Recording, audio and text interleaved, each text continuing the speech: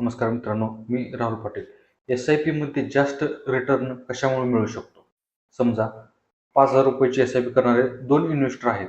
दोघांची एस-आय-पी सारखीच. मग भविष्यात त्यांचा इन्व्हेस्टमेंटचा रिझल्ट वेगळा का असू शकतो? पहिली आणि सर्वात महत्त्वाची गोष्ट म्हणजे टाईम. इन्व्हेस्टमेंटला जितका जास्त वेळ मिळतो, तितका कंपाऊंडिंगचा फायदा मिळण्याची संधी वाढते. दुसरी गोष्ट म्हणजे कन्सिस्टन्सी.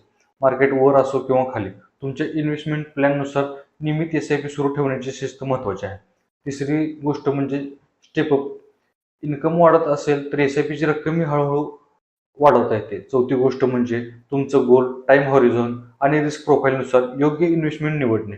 पण एक गोष्ट स्पष्ट आहे, कोणतीही एस-आय-पी किंवा म्युच्युअल फंड जास्त रिटर्नची गॅरंटी देत नाही. रिटर्न हे मार्केट परफॉर्मन्सवर अवलंबून असतात.